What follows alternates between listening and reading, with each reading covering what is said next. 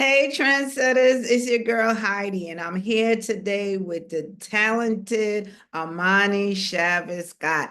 And you know what's so great about Amonni? We've been talking like we've been girlfriends for 100 years. Yeah. And what's so great, what's so great about Amonni is she's an author.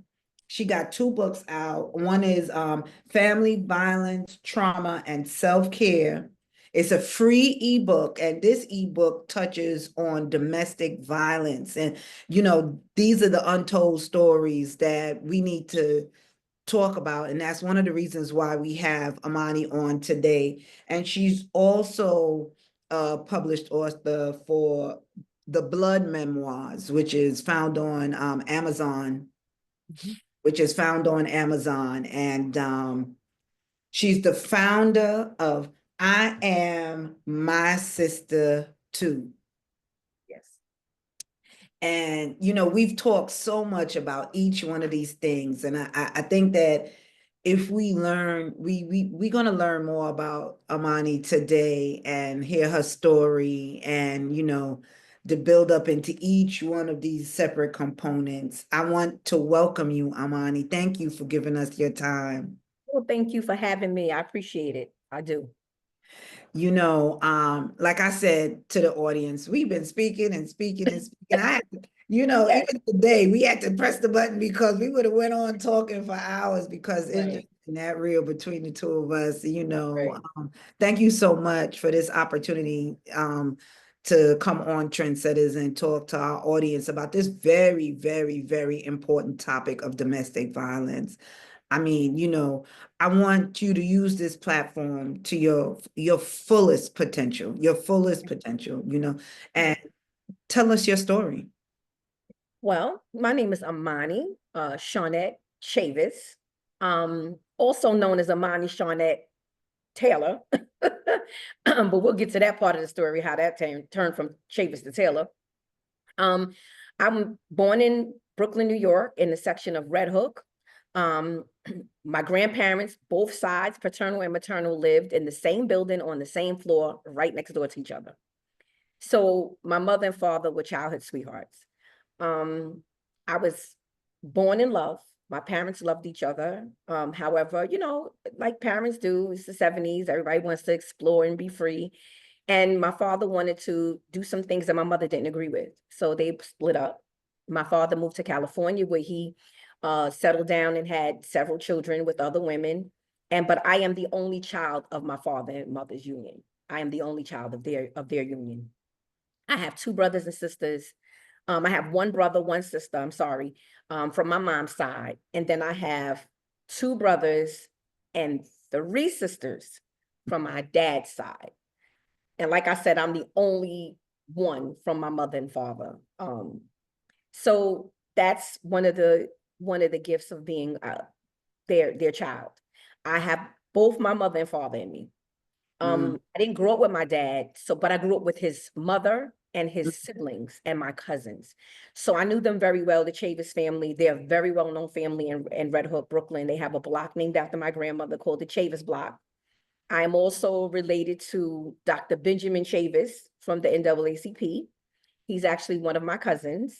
So I have a long history of powerful activists, community activist people. My grandparents were unassigned social workers. They were community social workers without the title and the license. They just knew when you needed help, someone needed help, they just came in. It was nothing for them to do. My grandmother had a lot of children, but despite having a lot of children, it was always room at her table for one Mm-hmm. more. And so was it like Nana house. Same thing, my mother's mother, Nana, same thing. Anybody could come in and get a plate to eat, some iced tea. Miss Jones got you. So I grew up watching this. My mother also took part of that. We moved to Coney Island when I was about 7. And that's when I started to, now I'm alone in the world of Coney Island because my parents worked. My grandparents lived out here, which were I don't like to say my bonus grandparents were there, but they worked. They were civil servants. My grandfather was a motorman for the MTA, and my grandmother was a supervisor for HRA. So they weren't really home. My dad worked, my mom worked. My mom was a nurse for Mount Sinai Hospital, and then she left because of working in a terminally ill ward, a pediatric ward. She couldn't do it anymore. So she just took her skills, went back to school, and became a teacher.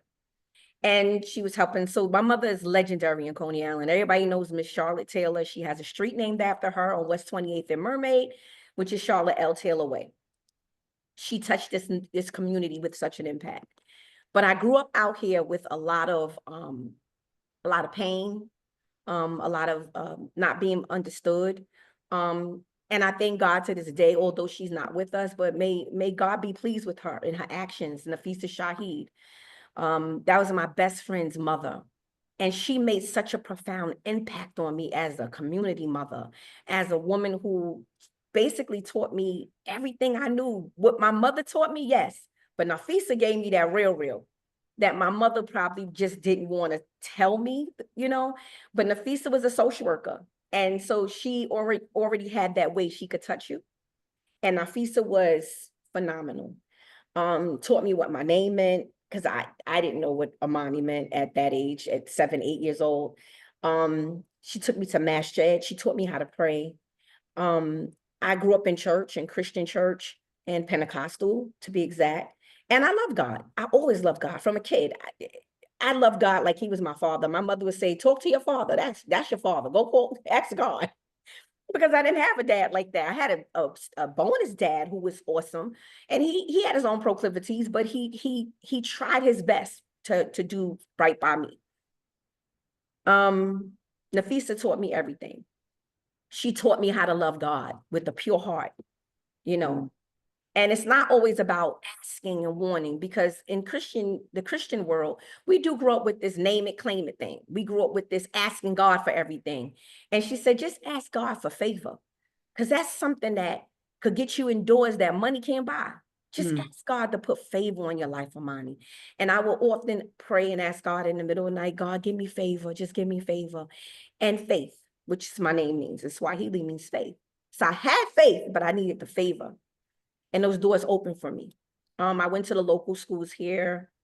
I went to Mark Twain Junior High School, which was for the gifted and talented children at that time, which was like a mini LaGuardia High School. I was supposed to go to LaGuardia for singing and for acting, but I didn't want to do that. I wanted something different. So I went to Sheepshead Bay High School for marine biology and figured, okay, but then I realized you can't swim. So how are you going to get in the water with those animals? I was like, this is not going to work, right? But all along, God was guiding me, right? My ancestors were guiding me, not knowing what I was doing. I'm just thinking. So I wanted to get away from a lot of the trauma and the turmoil I was going through as a kid. And I choose to I had a baby at 19, my first son. He'll be 36. And then to compound that, I went and got married at 20. And had my other daughter, and she'll be 33. I'm a young mother. I don't know what I'm doing. I'm married. I'm somebody's wife and somebody's mother in an abusive marriage. And I met him in church. I met him in church. Okay. His mother was a gospel singer, very well known. And I met this man in church. Thought this was going to be it for me. And the abuse started. The lying, the making, breaking promises, the adultery, the sleeping with other women and coming home. And meanwhile, in between, I'm having children. So in total, I have 5 birth children, 3 boys, 2 girls. And literally I had them in that order: boy, girl, boy, girl, boy. My last son's a boy. And by the time I get to, as I'm working for 911, I was a 911 operator and dispatcher. And I had an injury, so I had to come out of work, and I was on workers' comp. And my friend, my best friend, one of my other best friends, she was running an organization called the AmeriCorps, called Red Hook Public Safety Corps. And it was at the new Red Hook Community Justice Center, which is a new court in Red Hook. And yeah, I grew up in Red Hook. And this is my friend since I was like 5. I tend to have friends that are very longevity. I have a lot of friends that I met that are still my best friends. I met them when I was a kid, because we didn't want anything from each other. We just wanted now laters. Can I hold your robe? You know, can I use your barrette or your comb? We didn't want anything. And I'm a little leery about making friends as an older adult, because most time people want stuff from you, right? But then you know when someone's coming genuinely. So that's when I open the door, because I know when it's genuine. I know when it's just you just want something from me. But anyway, I'm getting married. I have these kids. And Shona says to me, Moni, you want to join the corps? And I'm like, well, what's the corps? She's like, it's a program, you do community service, but you get paid. It's like a paid internship. We can put you in the DA's office. We can put you in the police department. We can put you in schools. And, I think you would be good for this. It's okay. She said, Alice is here. Alice is my illustrator for my book, Alice Tapia. She's also an artist. And her stuff is featured on the Equalizer with Queen Latifah. She's Gotta Have It, 1 and 2. Her paintings are there. So Alice is there too. She said, oh, and Alice is there. We're gonna have fun. Come on, Moni. So I was like, all right. So I joined the corps. I get in the corps. Alice starts mentoring me because Alice is a little older than Shona and I, but she's very full of wisdom. So I'm going through this heartbreak. I feel like my heart's being ripped out my chest every day, right? Because this is not what I want. But meanwhile, I have 4 children. So now what am I going to do? So I'm hearing the elders say, well, you got to stay with him because, that's your husband, and then you have the Pentecostal, the church people. That's your husband. God gave him to you. God don't make no mistakes. You got to stay and pray through it. Press through, girl, press through. And I'm pressing through. But meanwhile, I'm getting pressed out. Like I'm getting laid out. So I can't do nothing. I got to get out of here. So one day, my grandmother's pastor's wife said to me, and she's deceased now, beautiful woman. She says, Amonni, go live your life. You're young, you're pretty. Go live your life. God don't want you to be in turmoil. God wants you to be happy. And whoever's giving you this advice, get out of it. That man ain't going to be saved no time soon. Go about your life and go live your life, right? Okay, I heard her, still didn't move. Got into AmeriCorps, and Alice put me in PSA 1, which is now in Coney Island. So I come full circle because I work in Coney Island now. So PSA 1, I meet this woman named Sharon Lloyd. She works for Safe Horizons. She's the case manager. She know her stuff. So she starts teaching me all about domestic violence, all about the little hidden parts of domestic violence that nobody could see. Everybody's looking for the physical abuse. Nobody's looking for the mental, the psychological, the emotional. Nobody's looking for the spiritual abuse. Nobody's looking for those things, right? So as she's training me, I go through a training with Safe Horizons, and I'm like, wow. Now I look at myself now in the mirror like, you're a victim, and you don't even know you're a victim. So now then when I moved to 7-9 precinct now, I start reading my own descriptions in those narratives. That's me, just with another name. It's me, the abuse, the psychological trauma, the financial abuse, the making, breaking promises, the pushing, the shoving, the locking into a car trunk. That's me. All that's me. And then I found my purpose, and it wasn't until I was going to I was going to church heavily at that point. And I was with Dr. Aretha Wilson and Pastor Bethany Beard and us. And I was really involved in church, in Bethel Gospel Tabernacle. That's over in Guy Brewer. No, not Guy Brewer. Jamaica Avenue. Pastor Boyd, John H. Boyd was the pastor, bishop. And I'm getting heavily involved in church. And I remember crying, getting some news. I got a phone call. And his car, he had said he bought, and then it wasn't his car. It was the girl had bought the car for him. And it was just heartbreaking. I'm in my project apartment because now I'm living in the projects. I'm in Bushwick houses. And I start crying. I'm at the sink just breaking down. And I said, God, why me? God, why me? Why me, Moni? Like the good girl, the one that followed all the rules. Why me? And I remember this voice that clearly said, why not you? Why not you? And I just stopped. I allowed these things to happen because you are going to be a blueprint. You are going to be the footnotes. You are going to be the cliff notes that help a lot of women get out of this. It has to happen. but I'm going to pull you through, and I'm going to show you how to get out of it, and I'm going to show you how to help other women. Hurting women and hurting children. That was what I was told.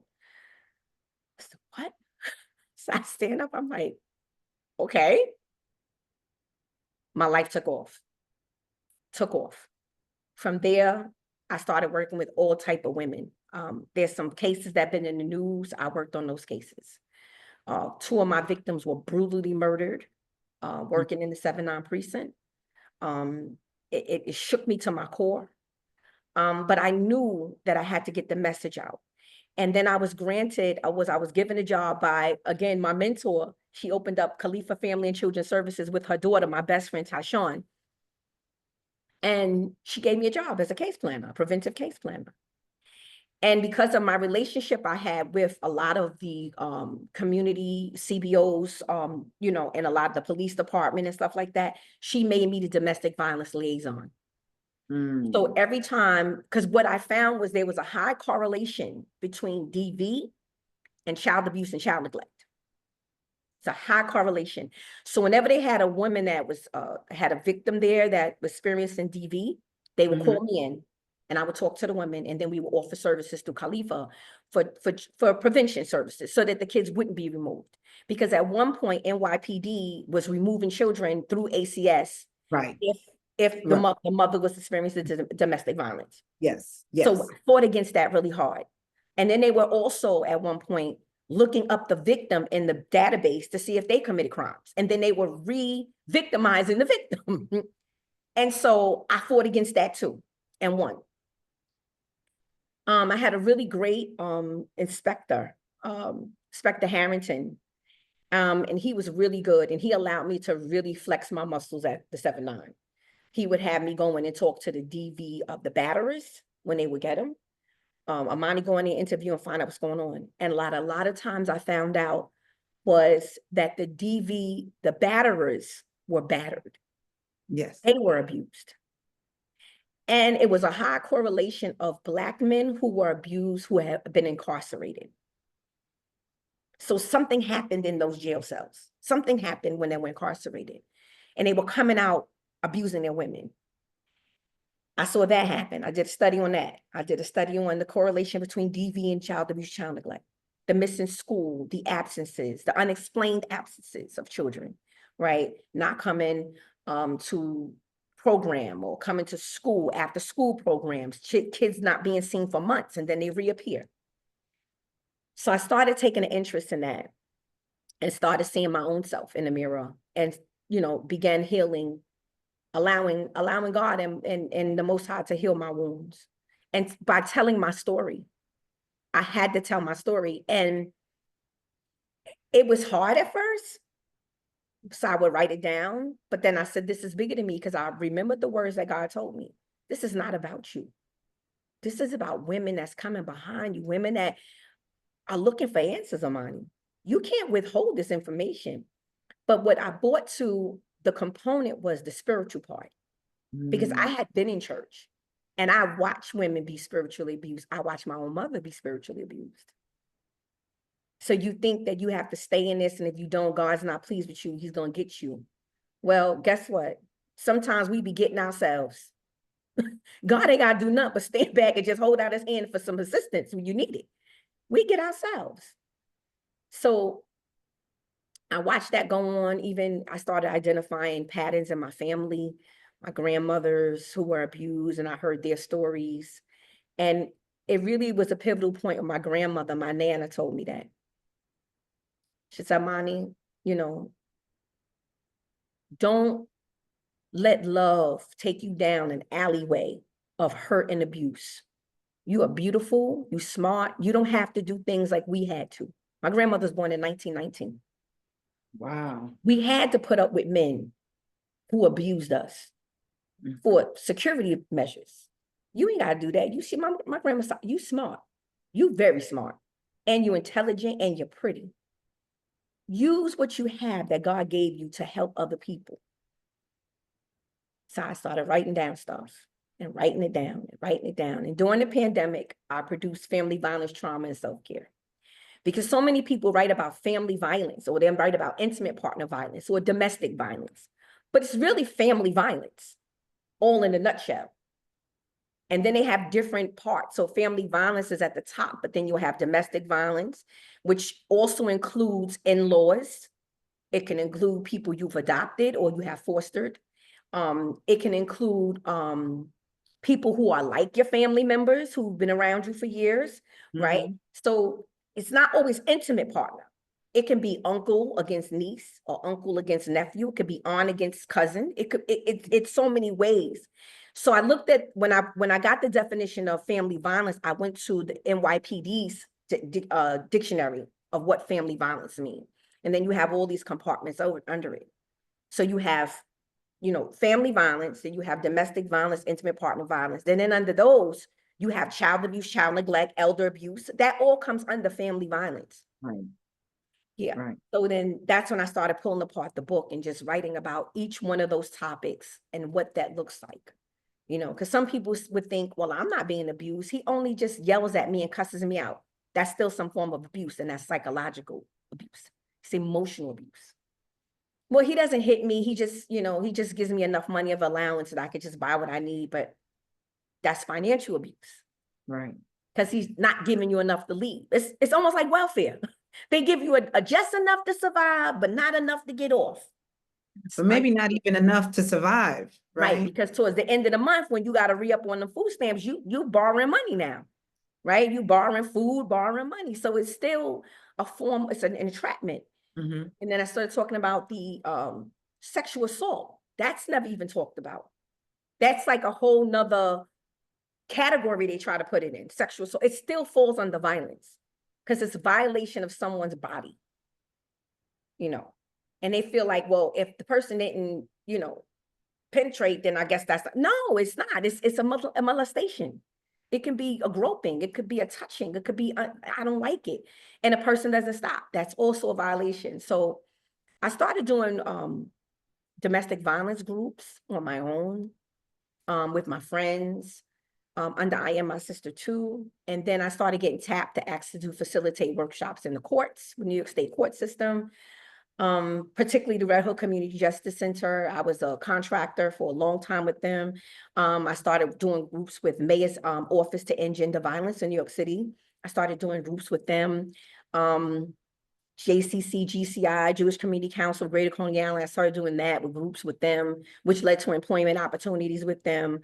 And I just kept going, because I knew that this is something that needs to be discussed. This is not something we can keep just walking over, because so many women are, and men as well. It's just not women. Men are abused too. I've had men that I've counseled that came into the precinct who were abused. And you would think you're a man, but we have to take off the stigmatism off of gender. Men are abused too. And I had one man who was beaten. He was bit. She burnt his clothes up and she got arrested. They went and got her too. Because she thought, well, I'm a woman. He can't do nothing to me. It's an abuse. So that's part of my journey, from coming from my own experience of being an abuse, a survivor of abuse, now and able to tell my story. What are some of the cultural commonalities that you see in, as you said, Black communities, right? Because you touched on Red Hook, you touched on Coney Island, you touched on so many different Black communities. What are some of the cultural commonalities that you see with as far as abuse? What are some traps that you see that people get caught up in? One of those traps is poverty. Sure. So you're always looking for someone to get you out. When I just laughed and I told Derek in the car that we used to read on a show that I used to be on a lot. We used to read L's Holy Tablets, and every day someone would read a quote out the L's Holy Tablets. Said the best help that you have is right at the end of your arms, is your own hands. And I think sometimes we as women we forget that we are the mothers of civilization, that we birthed this civilization. And my friend will always say that, Don would say, women are the first responders. We are the first responders. And I think a lot of times we allowed this Western civilization to define who we are. Women, we bring the feminine energy. If you ever been anywhere and you see a bunch of men they cannot get it done. They got to bring a woman in there, in the form of a secretary, in the form of the cleaner, in the form of the assistant director, whatever. A woman has to be in those positions, because you cannot get anything done without the feminine energy. You need it present. And any type of manifestation you want to do on this planet, it has to be a woman. Even Jesus had Mary Magdalene hanging around, and Tabitha, and all the rest of them, Dorcas, and the rest of these women. Because we in Western civilization have believed this lie that we're just worthless, that we're just women. You know, who are you? You're just a woman. And we have a lot of this chauvinistic attitudes that we put up with. But I would always tell them, let me see you make a baby and push one out, because you can't do it. We need each other. We need the yin and the yang, right? We need both parts. And I think that's one of the commonalities I see is poverty. And that's why I always, when I start out my workshops, I bring resources. Even in the back of my book, there's resources you can go to, whether it's go to school, whether it's attain a degree, whether it's get a skill or a trade, do it.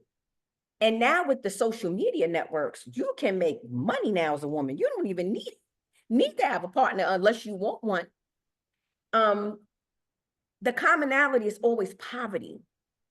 And another thing is too, is poor education.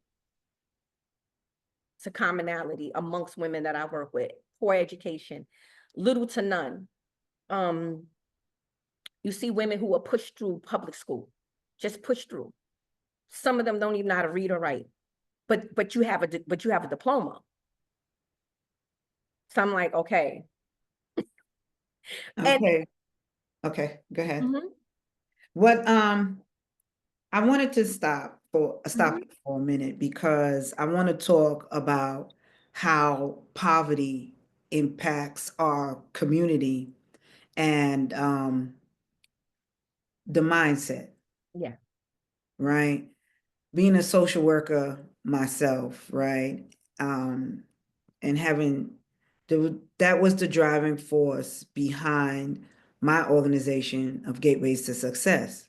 And like we spoke about earlier, you know, we started off originally with providing training for the licensing for childcare. But that didn't just start. That started because of understanding that most of the problems that were occurring in the household, it stemmed from poverty. So if I was able to equip some member of that household with the tool that they can now gain income, right? Because they could have become providers, they could have worked in childcare, they could have opened up their own establishment, they could have gone on and went back to school, which some did, and became teachers in public school. I was able to create that tool for them. Yes. Which helped the whole system within the household. Yes.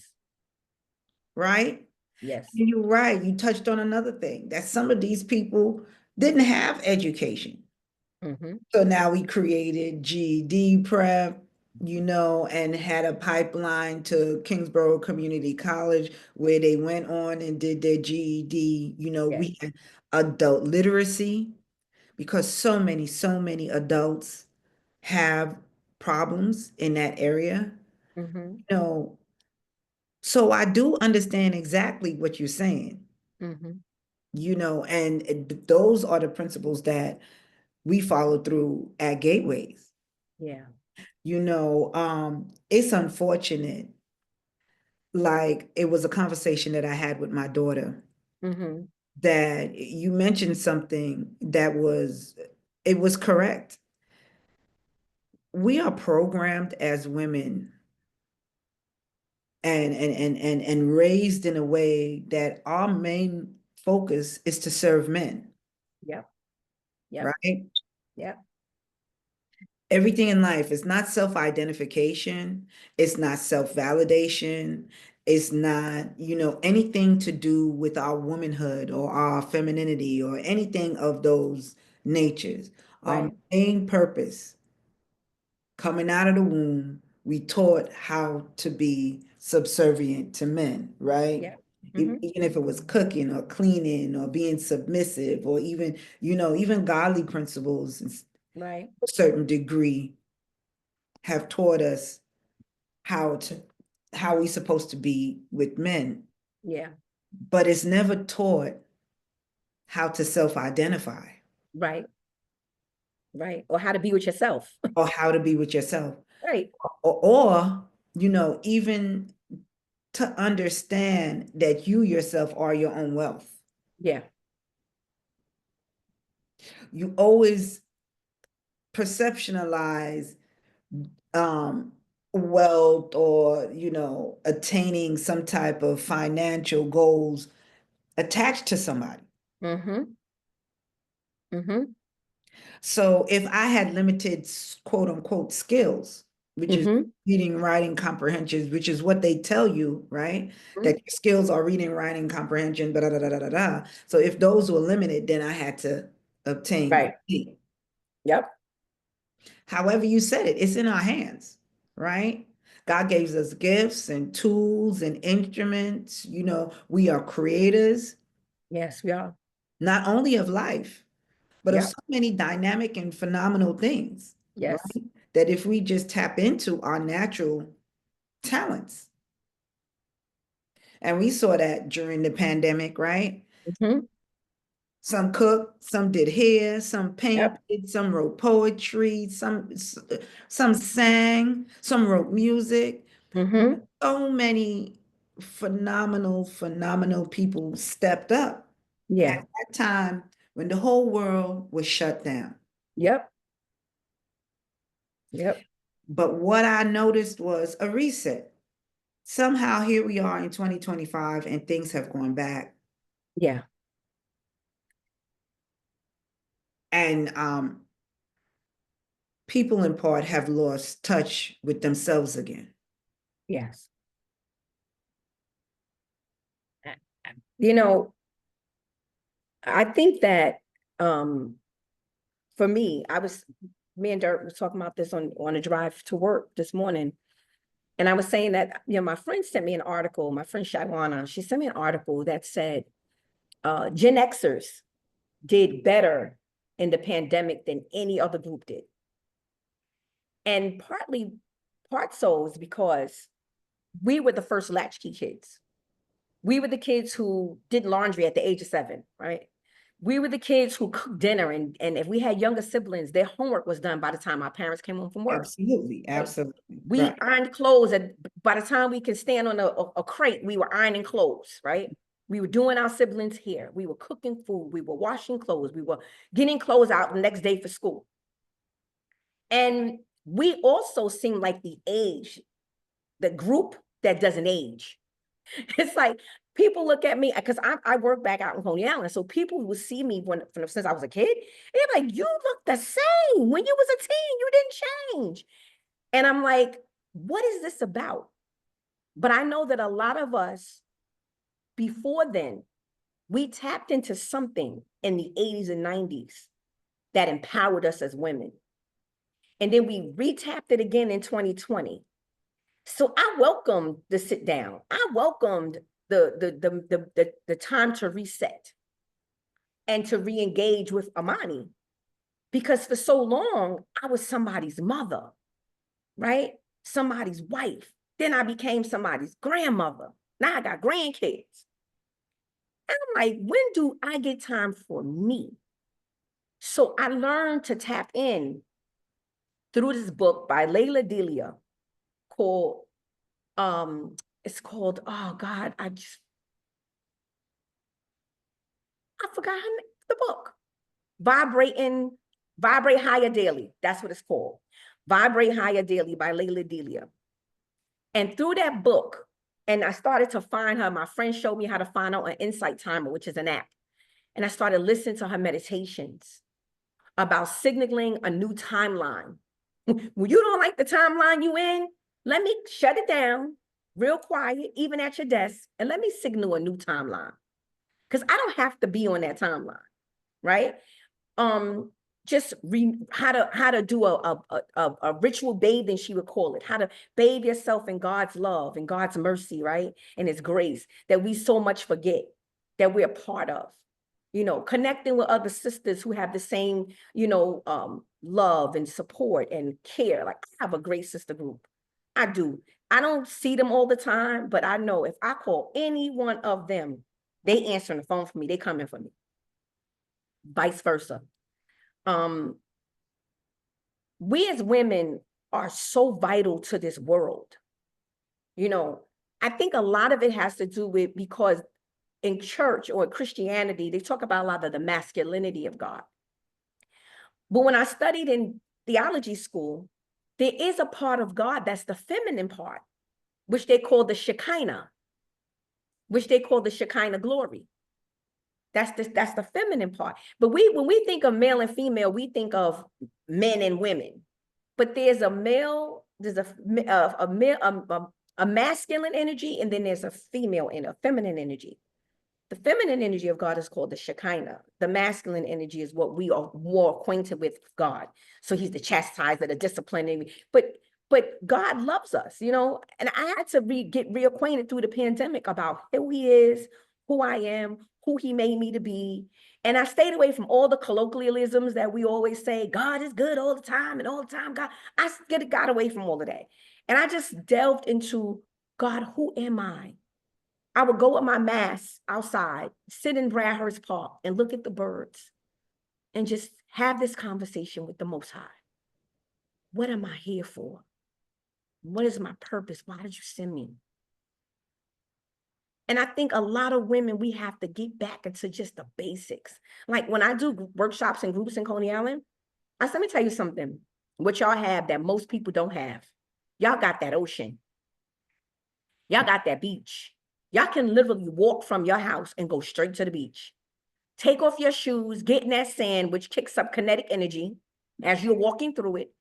And it's washing out all of the negativity you're going through. Right through your feet. Just walk through the beach. Walk through the beach.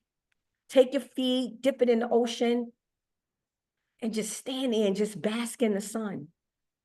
That is God. It's, you know, we got this thing like it's a big sky daddy. He says, I'm in everything. As Nafisa would tell me, in the Quran, it says he's closer than your jugular vein. That's how close he is. He's right here. So we have to stop ignoring who we are as women that God made. He said, I perfectly made you and wonderfully made you. So that's a lot of purpose put into something, right? Purpose, he wonderfully made you and purposely made you. That's a lot of beauty in that. And we have to get back into who we are in ourselves. Like I take time away just to deep breathe. I take time away to just center myself. You know, just to hear the birds, to hear the water going, you know, just to enjoy the nature, the sun, the lights, the stars. When I'm in Virginia, you can't tell me, I'm like, oh my God, the lights, the sun, the stars are like out. You're like, oh my God, this is beautiful. Just those things can recenter a person right back. You know, all of that is lovely, right? Mm-hmm. All of that is wonderful. But there's sisters that are being broken. They are. And I need you to think back to that time when you were in that space. You know, God brought you here now that you can have this conversation. But Yeah. this conversation wouldn't be as valuable if you didn't have that experience. When I was broken, I turned inward. And that was just prayer.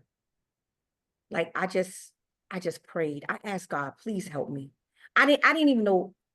But what was broken? What was My broken? heart. My heart was broken. My will was broken. My will was broken. What does that mean? I was living like a robot. Get Mm. up, brush your teeth, you wash your face, you get your kids up, you get them dressed for school, you take them to school, you come back in. I was living robotic. I Mm-hmm. had no purpose. It was just like, let me get through the day. Mm-hmm. Then I started picking up nasty traits like drinking. When my kids go to bed, I'm picking up the bottle and drinking. Mm. Never Self-med. did drugs. Never did drugs. Mm. Never was a drug. I have asthma, so I was not into drugs. But drinking, that was part of my DNA. So it was easy for me to get to that because I tapped right into that. And I found solace in that. Mm. But then that drinking caused me health problems, right? So it starts to wear at your kidneys, starts to wear at your liver. But it was never to that excessive, but I always was cognitive of that. I developed hypertension. And I had to say, but also I have to put this part in it, not just me alone. It was, I turned to my sisters.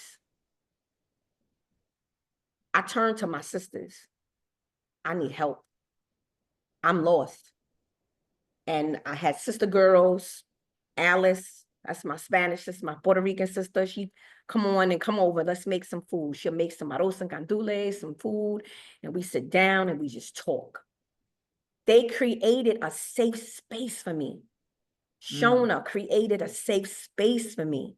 Tyshawn created a safe space for me. Nakia, a safe space where I could just pour out. You see, what you had was something that so many women that are victims of domestic violence, so many men that are victims of domestic violence, so many children that Yes, are victims of domestic violence don't have that. they don't have it. And that's why I created I Am My Sister Too. Because Okay. it's just not about my sister. So It's let's talk about about, that. yeah, I created I Am My Sister Too. And that name came from Inyala Vincent. I give her my credit for that. So I was laying in the bed and I want to always like to watch her on Sundays. Inyala Fix My Life. And she was with a group of sisters at a table. I'm not sure if they were related or they were friends or whatever, but I remember they were going at each other, just going at each other at the table, backbiting, talking about each other, just calling each other all kinds of names. And Inyala jumped up and banged on the table hard. And she said, I am my sister. Whatever your sister go through, you go through. What is wrong with y'all? And immediately I heard, that is the name of your organization. I Am My Sister, the number 2, INC. And I moved towards getting it incorporated. I moved towards getting it, trademark. And my friend Alice, if you get the book, she drew this picture for me. This is my book, the You beginning of gotta it. back it up, back it up, back it up. There you go. Well, your background is It's blurry. blurred, yeah, so I But if can, you get the book, it's 2 women on the book. It's a woman in blue, it's a woman in yellow. yeah. And during that time, I've studied a lot of world religions, but I always loved the story of Yemiya and Oshun. This Some is would the call, same book that I have. yes, yes. So I printed it in black and white, Black and white, yes. but it is a blue background and a woman in yellow and a woman in Woman blue. in, yes. And those come from the 2 stories that I love about 2 women named Yemiya and Oshun. And Yemiya is the mother of the world, civilization of the water, of the oceans and salt water. And Oshun is the mother of the sweet water, the lakes, and how they come together to help women and humanity that are facing crisis and facing problems. And they come with the sweet, they take your salty water and they turn it sweet, and vice versa. When you gotta kick up a little bit and get a little strong, they gotta make you a little salty so you can get back to that sweet. But I love their union together as sisters. Some call them mother and daughter, some call them sisters. And my friend Alice had made me a picture of them. She drew a picture of them. And she gave me permission to actually use them in the front of my book. Because I said, I have to use this picture. This is womanhood. This is sisterhood. And she was like, absolutely. And that's where I got the two women that are holding each other's hands on the book. That's Yemiyano Shun. And I dedicated that to them, the sisterhood. Let's talk about this book. I went through this book, and I absolutely have to thank you for this.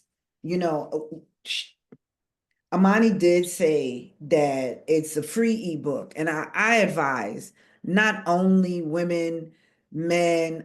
I think that this book was so full of so much important information, right? It's like a resource guide. It got like about, so much information in this thing. You can pull it apart. It just applies to so many things, but it allows you to understand domestic violence or family violence in its entirety. Yes. Right? And it's so clear and cohesive. I really think that even teenagers and even young kids can pick this thing up and it's very user-friendly. Clearly identify, just like you said, when you started with the police force and things of that nature, and when information came across and you said, you know what, let me read this thing. Yeah. And you're able to identify and pinpoint, like, wow. Yeah. I think that this thing right here is something that will help other women to understand what they're going through. Yes. Yes. And the beauty of it is, in the back couple of pages, is you have resources that if they need help. Yeah. Yep. Family violence so services. many different places where people can seek assistance and call and be incognito and, just ask questions. Yeah. Or just be heard. Just be heard. Just be heard. Because, as I said before, so many women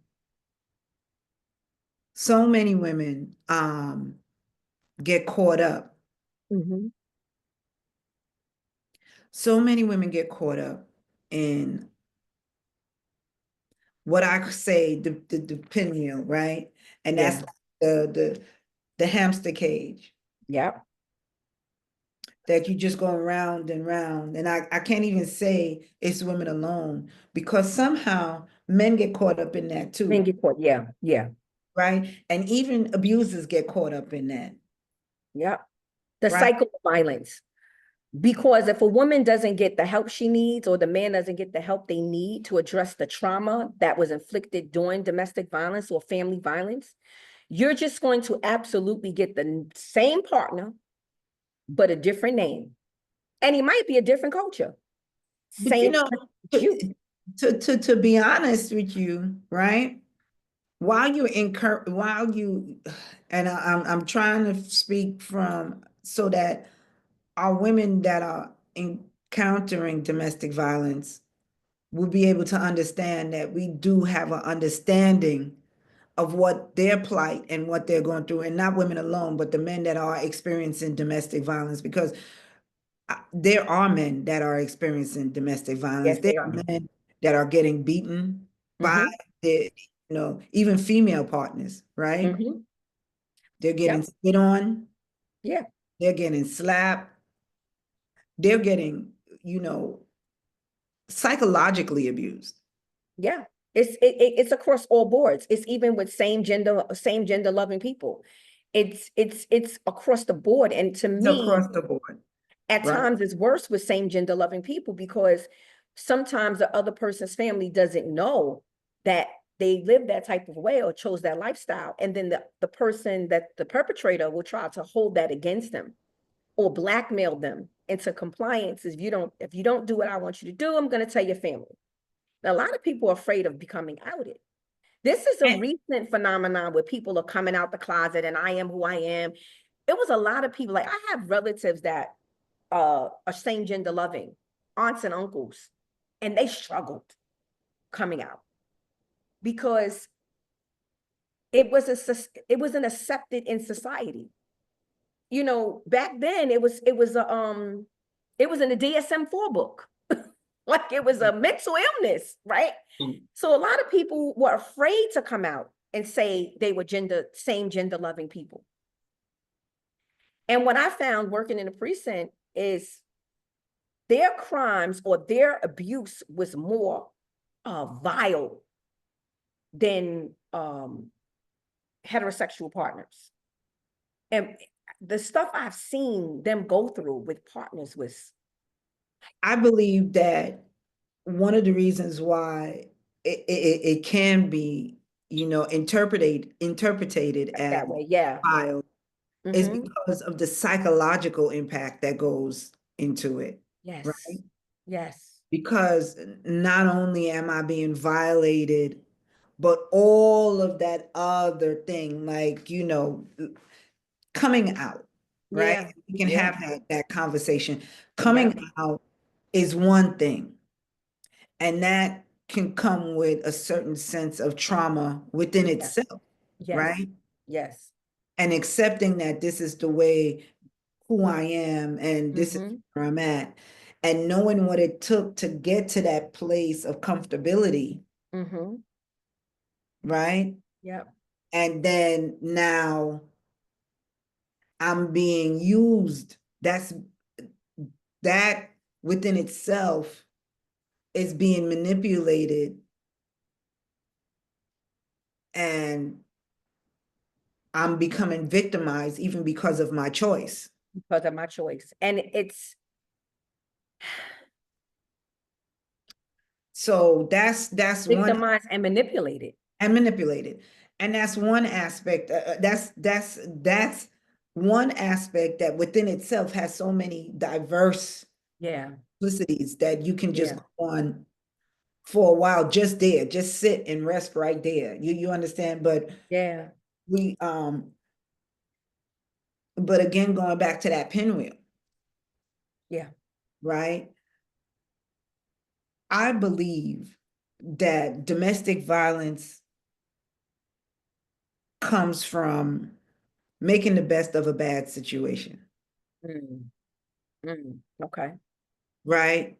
Because when you isolate because of your circumstances, right?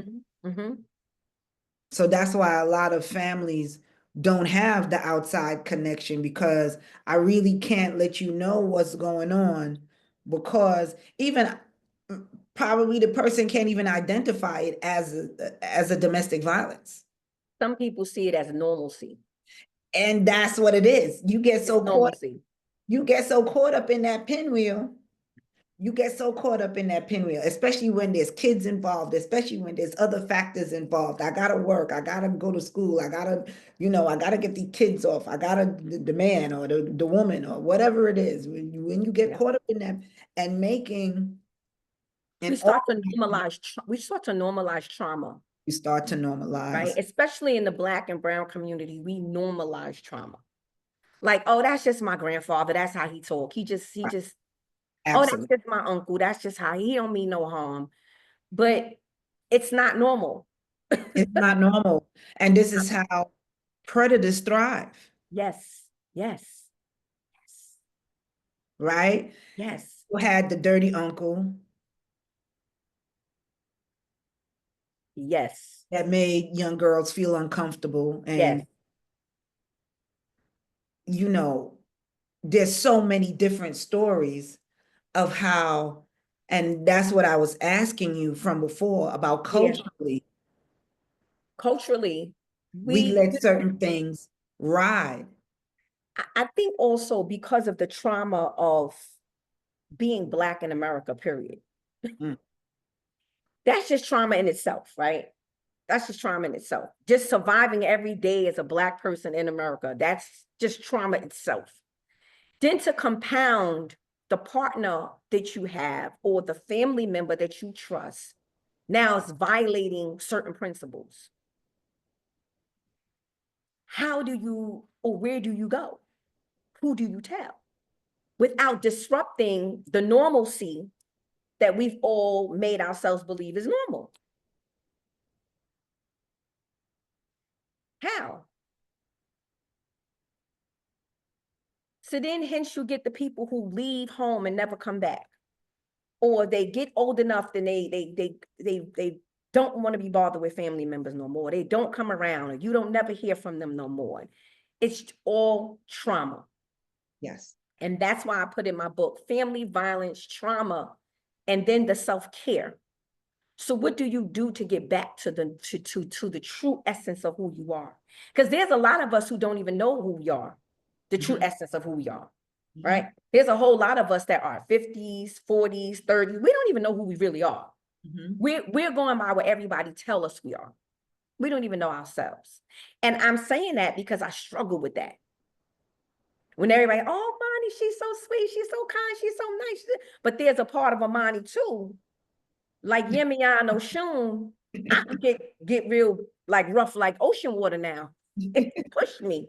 You're right? a 14 girl. We know. And then there's the Amonni that everybody knew that was so soft and kind and sweet and wouldn't hurt a fly. But then I had to build up my muscle because you can't be one way all the time. You have to have a balance. Yeah. Gotta have some balance. Yeah. And when I need to be stern and when I need to come out, it's like, what's up? You good? Or it's like, sure, I can help you. It depends, but you have to have balance. And I had to do some soul searching. Once I got out of that relationship, I'm not going to tell you, oh, all the bells and whistles went off. What did that? What did that for you? What did that for you? What, after all the cheating and the lying and the verbal abuse and the emotional damage and the financial damage? I mean, what did it for me? What did it for you? What was, damn, I can't do this.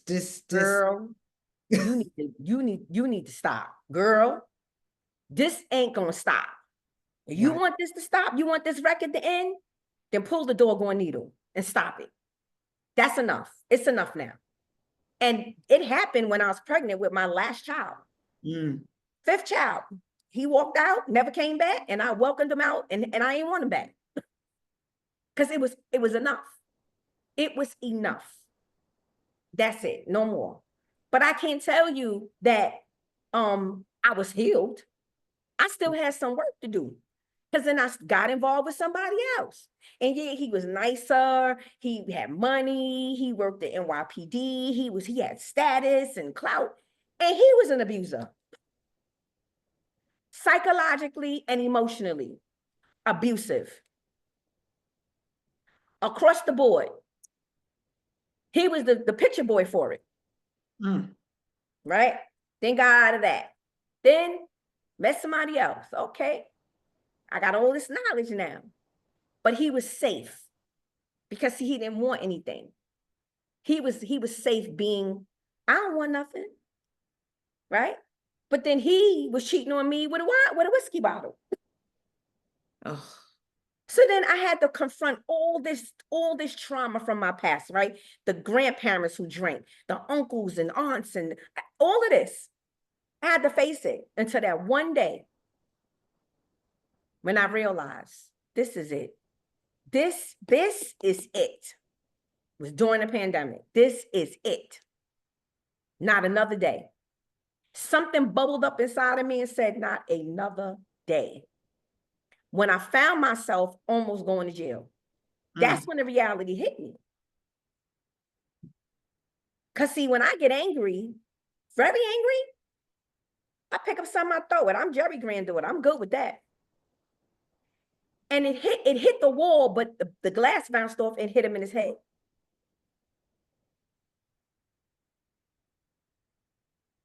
Wasn't intentionally meant to hit him, it hit the wall.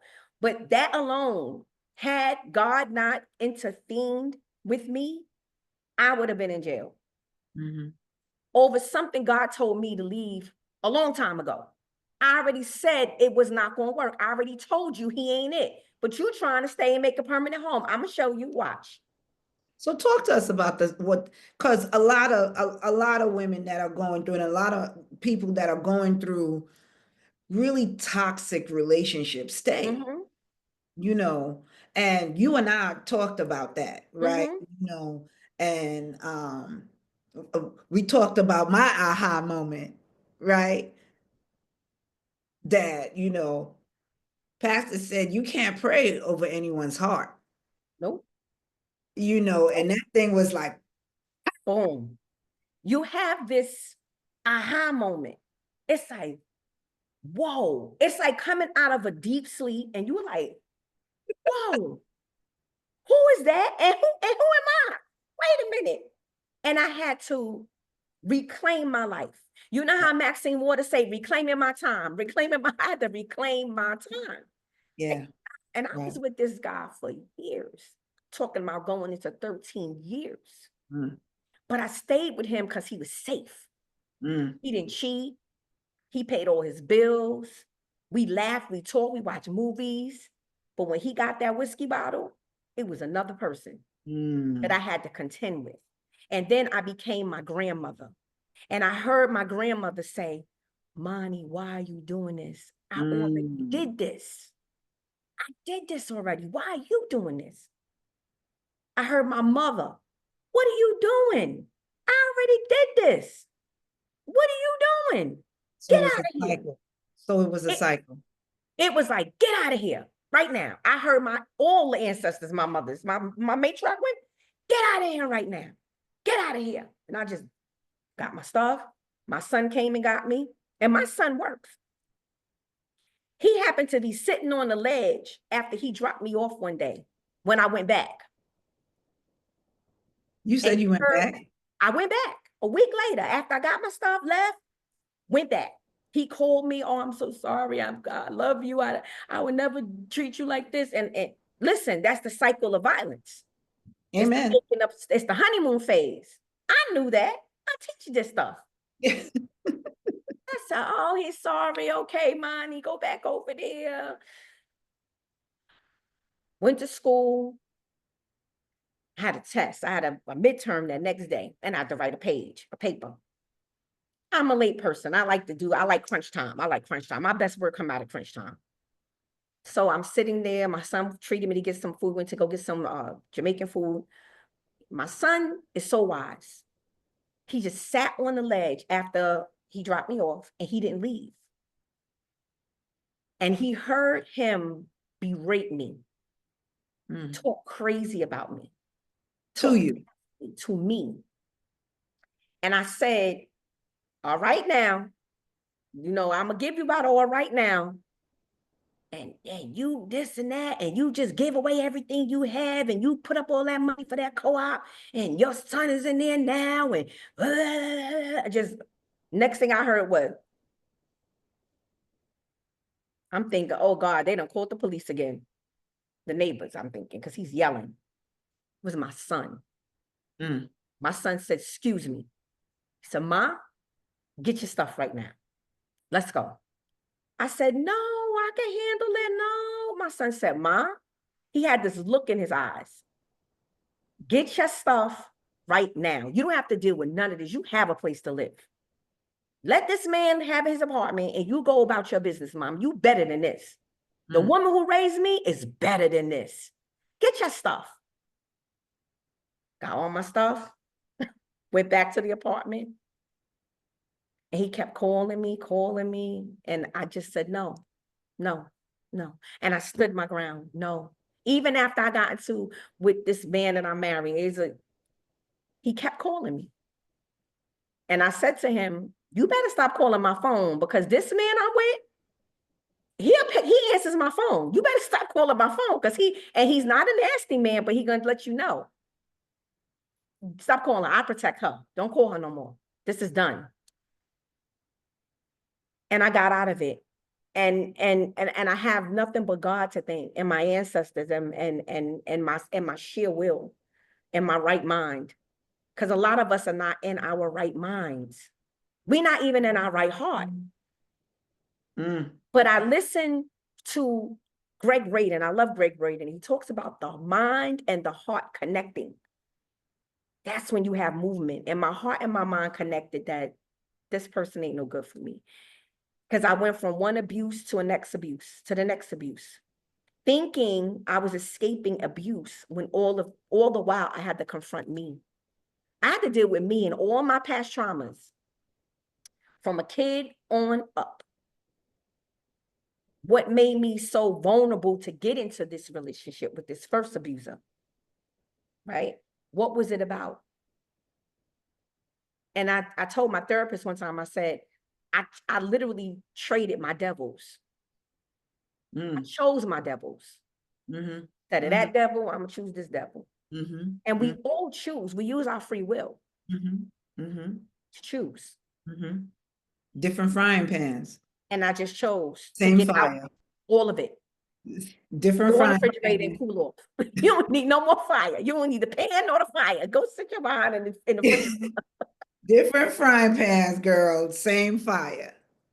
Same fire. Same I fire. found myself getting the same person, different look. It's the same person though. I'm saying it's just a Same different energy. frying pan. It's just a different frying pan, same fire. And I thought with the last one, oh no, he don't hit, he don't lie, he don't cheat, he this, he that, he's a nice guy. But you know what he didn't like? He didn't like family. I have 5 children. He had a problem every time I was with my kids. He would lock me out the house. I can't get in, put on the top lock, do all kinds of stuff like that. And I realized you are back in a cycle of trauma, of violence again. Money, get out of this and stay out of this. And then I just stayed out enough that God sent me a person who really loved me, who really cares about me. But he only could do that because I did it for myself. Right. I loved me. I fell in love with Amonni. I understood all of her traumas. I went to therapy. I didn't do this on my own now. I went to therapy. You know, one thing I heard about this whole conversation since, we've been talking and we've been talking about different aspects of your life, you said lack of education is what caused certain people to stay in situations. I heard you read, I heard you looked at shows, I heard you had a support group, I heard you so many different things that set you aside from some of the other women that are going through this repetitious cycle, right? But one thing that in my own trauma with throughout relationships and having different frying pans and getting burned with the same fire, one thing I realized is or 2 things, right? Which are interrelated. Once you choose you, God steps in. Yes. Yes. Yes. Right? Yes. But you really have to get to a place where you put yourself ahead of anything and everybody else. Yes. And choose you. And choose you. My personal testimony to that was I became a daughter of Deborah, right? With my pastor has these phenomenal dynamic woman groups, and it's the daughter of Deborah. And at the time, girl, I didn't even have a second of time. I had my business, I had my husband, I got 6 kids, I got grandkids, I got everything. I got the community, I got everything juggling at one time. Every pot to bubble, and like I told you, I got pots in the basement and pots on the top. You understand what I'm saying? So I got different stoves and and in the oven had stuff cooking too, you know. So I Right. was just stretched so far. Mm-hmm. And I remember understanding that this would have took a certain level of commitment. Yeah. This whole process right there to step into that space. Mm-hmm. Yep. And I always reflect back and say, you know, it was that pinnacle moment when I chose me. Yes. You must choose you. That's That the and it was almost instantaneous. That God snatched my mind. It just like cleared all the clouds, and I just started seeing things perspectively different. yeah. Like no, When you choose you.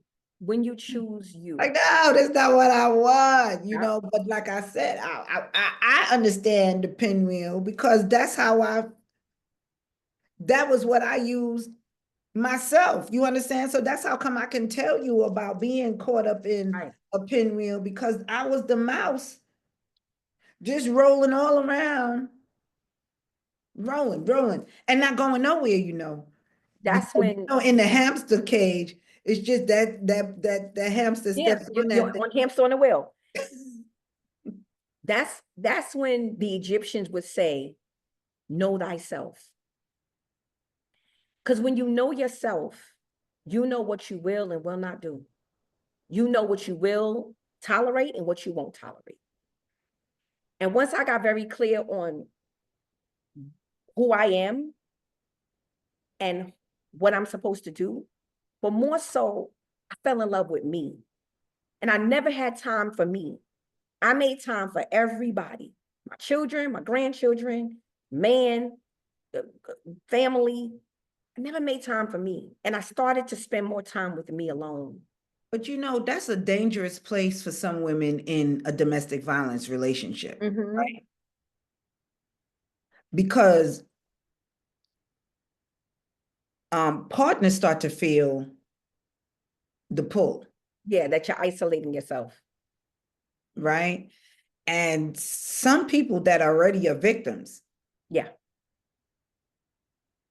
Well, when you're a even victim, more. So, you know, you were lucky. You said you had a condo that you could have just packed up and went to. And then yeah, several other times, you know, yeah, throughout your stories, even with other partners that yeah. you've had an escape to go to. But we know that women get killed and men get killed because there's When you, nowhere for them to go to.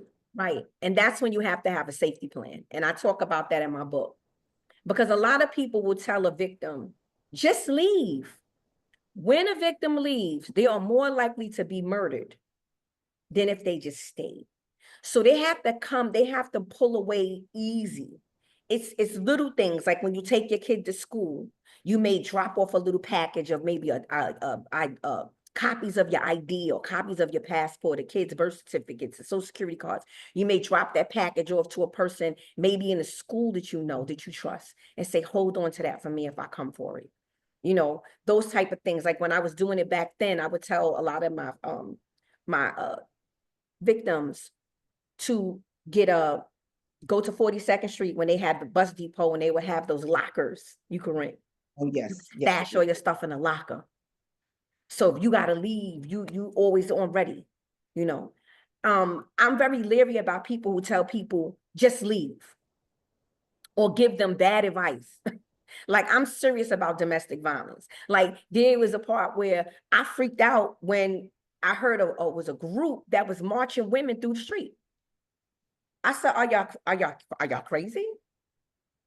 These women, because we have a shelter out here in Coney, you can't march these women through the street because everybody knows somebody by a third person. So all it takes is somebody, and they may not come from this community, they may be from the Bronx or Queens or Staten Island. All it takes is one person to see that person marching through the street and be like, yo, so-and-so, I seen your baby mother over here. Now you got Absolutely. him lurking around in Coney Island now looking for the victim. And it's the same thing with social media, right? Yes. It's Yes, the same thing with social media. We downplay how truly important people's privacy is when they are in domestic violence situations, right? yes, Because a picture, you know, domestic violence stems from mental illness, it does. right?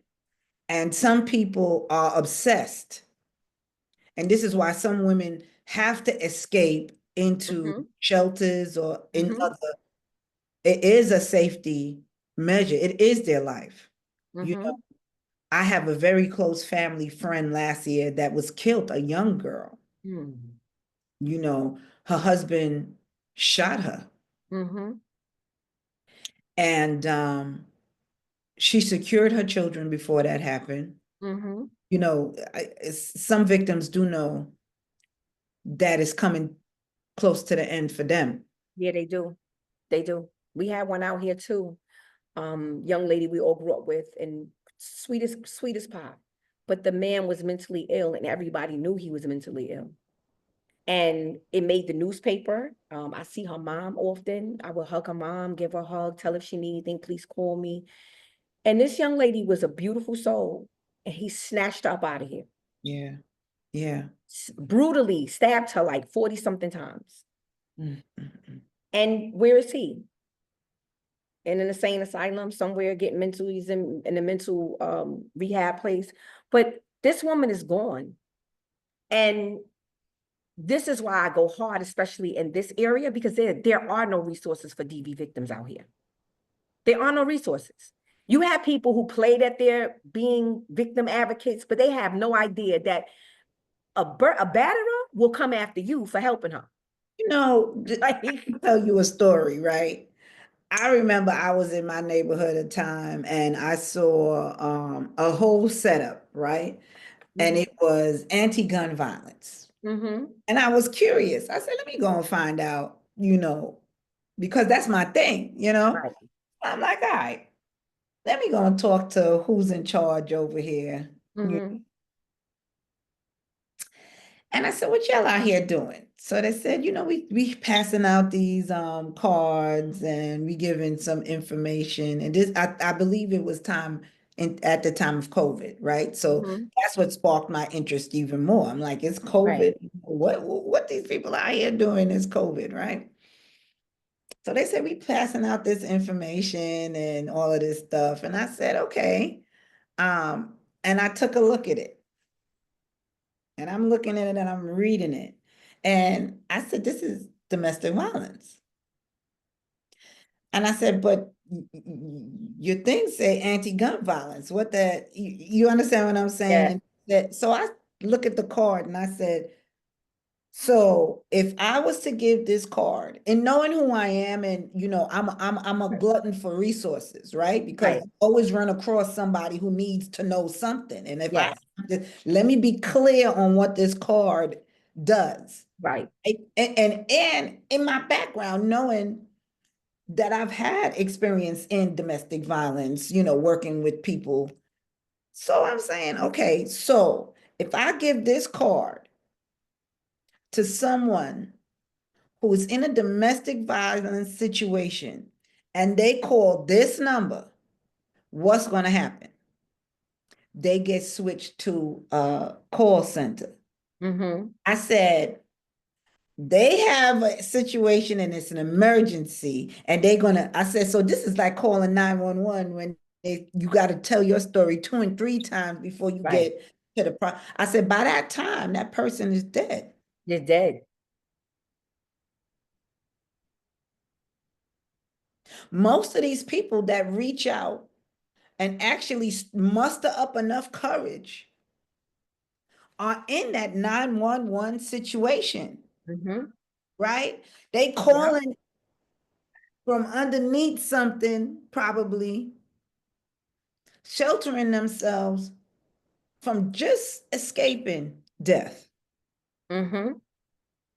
And they're going to get sent Bounced all around the place. Bounced all around, bounced all around, bounced all around. And that was so disheartening to me. Like, no, y'all got to do better. Because people treat this, especially in New York City, they treat this as a fun, as a grant. They treat this as getting numbers for grants. Well, These this are is people what, lives we're that's dealing with. exactly what that was. That Yeah, was, we're dealing with people lives for real here. that was a photo op. Yeah, That whole situation, that absolutely. whole setup was a photo op. And Absolutely. I spazzed out. I'm kind until I'm not kind. You Right, understand what I'm saying? Because right. when they broke it down to me in that way, and I really took time to dive into what they were doing and what's this about and this, that, and they handed it out. And I'm like, so who's in charge here? Right. So Right. whose bright idea is this? No, but then when I did find out who was in charge and I spoke to the individual, that's when I found out that it definitely was, well, we got some funding from FEMA and we have to do, that's why I said it's a photo op. It's a photo op, and we have to get these numbers to satisfy this grant. I'm not in it for it. I don't get no money. Nobody funds me for nothing. I give this book, I wrote it, I give it away free. This is not a for the record, because a lot of people think social work or mental health providers or people who are working in the community, it's a bag. Ain't no bag in this. Ain't no Ain't no back bag in in this. this. Oh Okay? my goodness. Ain't no bag And in this. anybody that I want to go into any young person, they know, don't come to me. You are not going into social work. You are not, because there's no money in it, right? No money in it unless you are your own contracted, Right, right, and you right, have contracts and you right. can do And you're business, licensed and you have right? your own contracted, Your own businesses, right, organization and, or right? you published, right? Right. Because we know for non-for-profits, money is drawn down through salary. You know what I'm saying? And non-for-profits don't make like for-profits do. They Absolutely. don't make nowhere near it.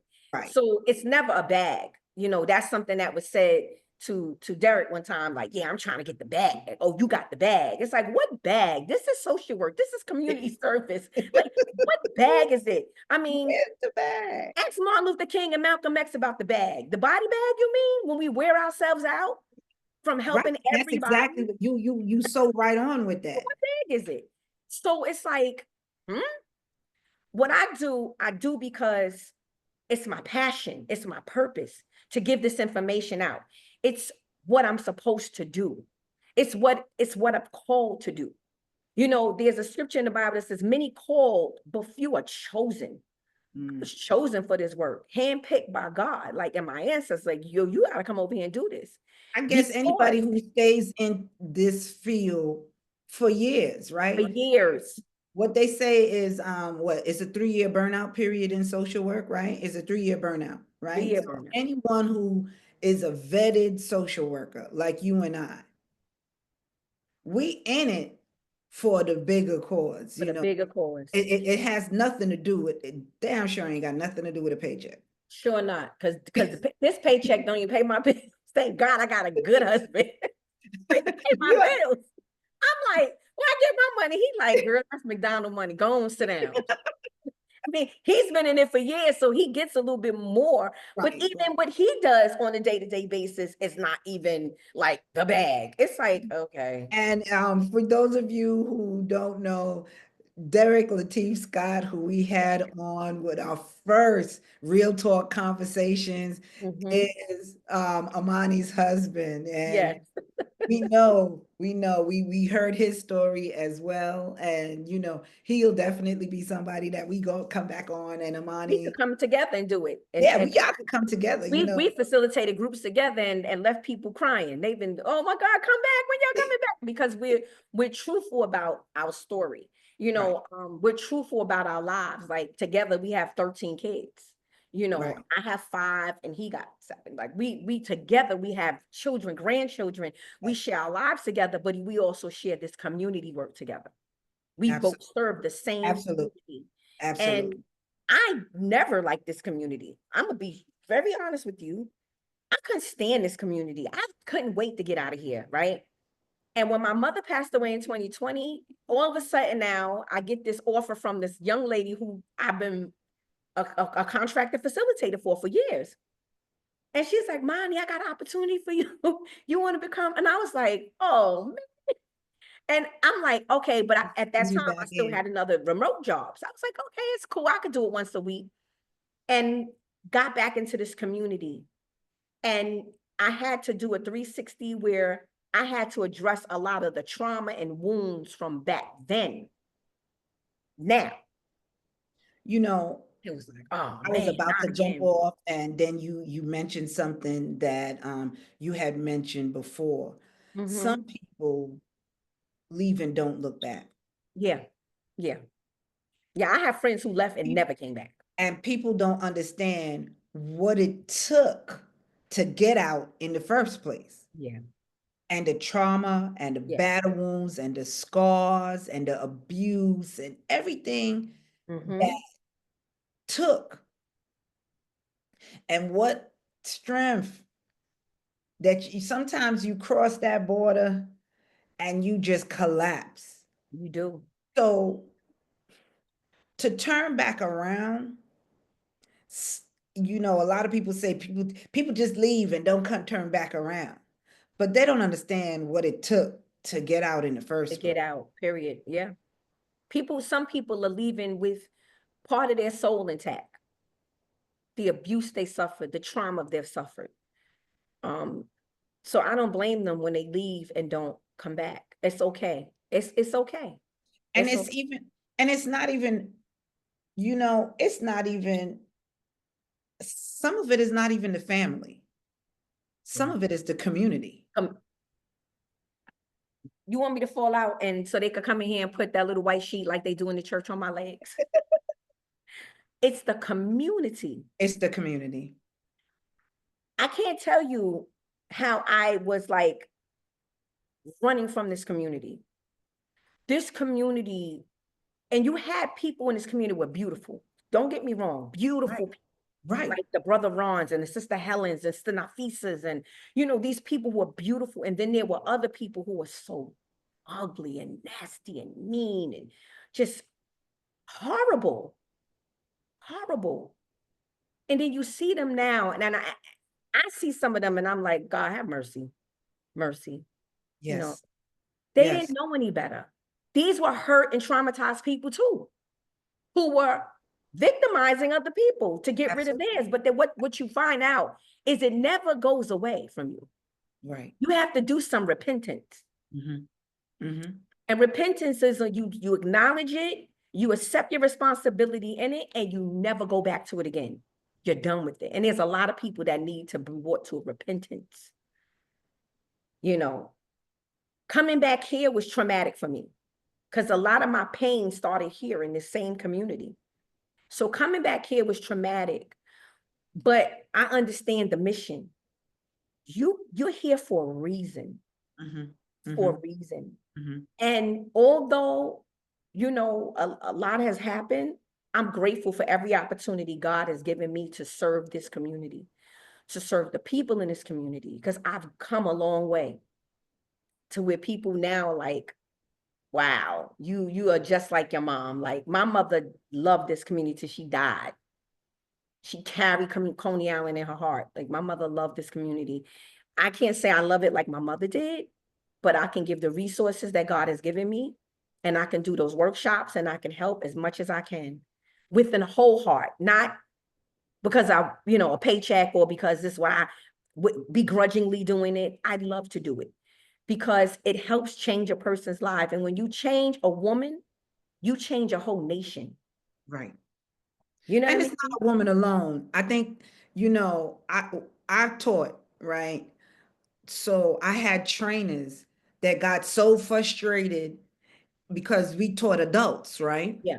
Yeah. So they got so frustrated, like, I don't even know if these people is penetrating. Penetrating. Yeah. And I said, you can't look at the number. You have to look at the one, Just the one. Just the one. because the one is going to go and touch a generation, That's right. That's right. That's right. right? So we can't always stay focused on a room full. If you just get the one. That's why my quote is transforming one woman, transforming lives, one woman at a time. That's my logo. Transforming one life.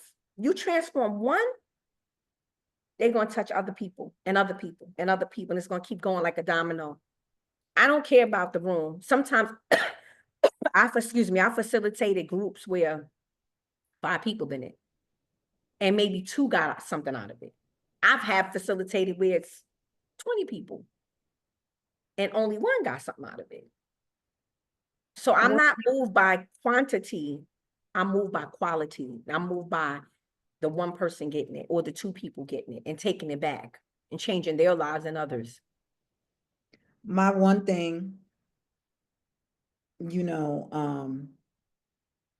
my one thing is, or a couple of things, women do have women. And that's one thing that I can stand on, that women do have women, you know, and I want all women to understand that once you reach out and once you need the help, there are women out there that will support what you're Yes. doing. Yes. However, men need support too. They do. They do. And we hear a lot about women support and women this and women that, but we need to really focus on men equally. Yeah, I agree. I agree, Right? because there are a lot of men who are raising children. There are a lot of men who are in those non-traditional roles, and they do need support as well. You know, they do need. And even beyond that, is Mhm. there's a lot of men that are in those roles, but still bleeding themselves. Yeah. Yeah. Right? So they're in their process of trying to make better decisions and better choices. However, because of what they've endured, and some are very, very, you know, alone. Yeah. We do have to open that platform for them as well. Mhm. You We know, do.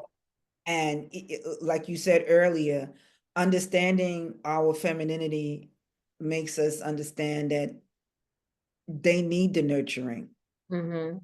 to heal the child within. Yes, a lot of men and women have father wounds, mother wounds, and a lot of our young Black boys, you know, have trauma, a lot of Yes, trauma.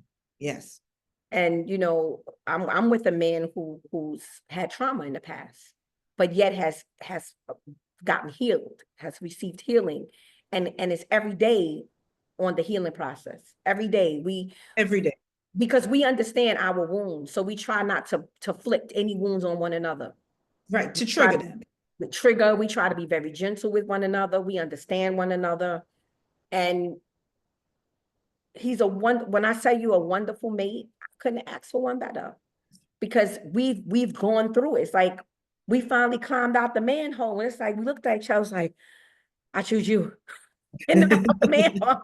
Choose you to go with this ride with me. And you know, he does a lot of work with the guys. I've seen him work with those guys, and I'm telling you, this is not a bad job. This is a job where you have to be dedicated, and Absolutely. and passion and purpose has to be in you. Like, that's my passion. Non-judgmental. He is in Non-judgmental. and he is in such whew, I mean, you know, he is dealing with the absolute highest risk Yes. individuals, Yes. highest risk, Yeah, right? the highest risk. Yeah. Highest risk, right? Those that are, their life is being threatened. You Yeah. know, these are people that are on hit lists, Yeah. family members that, you know, they don't know if tomorrow is not guaranteed. But that's what I was saying, you know, to go back and pivot back a little bit about, we have to also be mindful when we're helping in those issues, right? When we're helping the victims of any gender, because we then become the target sometimes. And this is what I'm saying. How can you put a paycheck? Can't put a paycheck on it. You can't. You trying to That's shield. why when I have a problem with people who have these grants and they want to get numbers, because this is people's lives we're really talking about. Like, this is not no gimmick. This is not no game. And I've been with a victim where we could not place her in Safe Horizons because of the high volume and the rate. There was no room, and we had to take her back home. But I would take her back home with the police, and I would ride with them in the car with the police. And the police left me at the victim house one day. Look, you're not saying anything, okay? Left me there. Heidi left me there, and the bed was across the street at the park, looking at both of us standing at the door. This is what I'm saying. Now he know what I look like. Oh, look. I remember, I give everybody this joke. I remember going out into a project in East New York, and they had the guys on the roof going, "Cuckoo, the social worker here." If that's not a target, if that's not a target, And then I'm coming with the police, and you know they don't like the police. come on now. So they're like, "Oh, she the cop calling girl. Oh, that's the cop calling social worker." Man, It's and then like, they are you talk kidding about, me? I'm gonna give you this little gold badge, right? You know. I hope it works. I'm gonna give you this little gold badge, and you can have the option to carry, right? Because that's when they allowed social workers. Now it was that bad, And I hope it works, because if it don't, call 911. and And you then better hope they look, get there look, fast enough. how long it's gonna take? How long it's gonna I was take? a dispatcher. They tell you that the response will be there as soon as possible. As soon as possible. That could mean minutes. That could mean 5 minutes, 10 Long enough minutes. there's blood smeared on the walls, I and had the guys is in the police. hallway, They and I'm left like, me "Good at the victim afternoon, house. young man," and I'm just like, "Good afternoon, good afternoon." Yes, Trying to make the best out of a bad situation so my ass can get home to my kids at the, right, right. and Oh, you the lady that want to help my girl? Oh, you the lady? Now I no, gotta roll with the remember, I'm cop. working in prevention, right? So Mm-hmm. those kids are at risk of getting removed out of the house. Yes, yes. So I got a target on my back any which way. Anyway, anyway, anyway. That's what Anyway, I did. I was ACS case planner for prevention. Like, and we already got a target on our back. we got a target. Gold badge. I could have came in there with an arsenal of guns. I got a hand grenades. It didn't matter. Didn't matter. Yeah. Social worker coming. So, I'm so glad that we had this talk, girl. I don't Me even, too. we can't We even, got to and do a part I'm telling you, two. like, that's what we do. We constantly get on, and it's like hours go by, girl. We ain't supposed to be on this long. I'm so sorry, trendsetters, but y'all, It's okay. It's okay. This is a we good just want y'all to conversation. know that we understand the importance of domestic violence. We Yes. have both incurred domestic violence. Anybody who knows my story knows my story well, Yes. and it is what it is. We just showing you that you too could get out. And you can be a role in paying it forward. Um, I have a link I can share with you for the book, and you can probably put it on your intro. Yeah. I'll And put they it can access the book. It's in. Yeah, free. Just get the book. If they have yeah. Kindle, it's a free book on Kindle. Um, it's That book is information that we Yeah, need. that I've book given is this to police dynamic. departments. I've given this to ACS workers. This book is all over New York City. The mayor's office has, everybody got this book because it's a book that's packed with a lot of information, And important information. it's not even I can't even, it's a book, It's but really a resource guide. yeah, it's Really a resource guide. definitely, it's like a pamphlet. It's a resource guide. That's Mhm.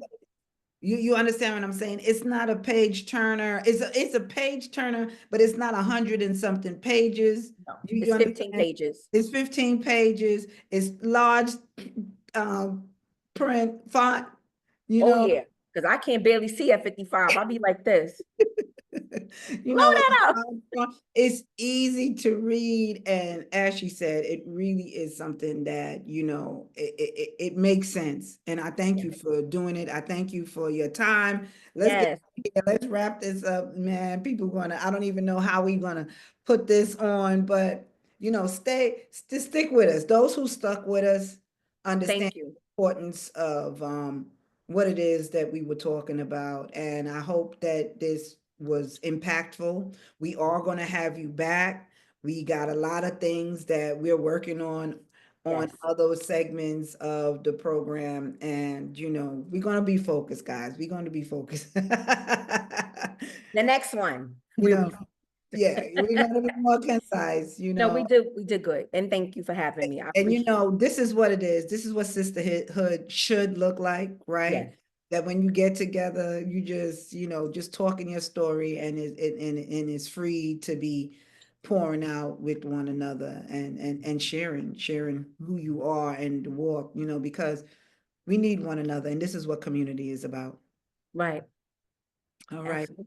So thank you, my sister. It was You are lovely welcome. seeing you again. Anytime.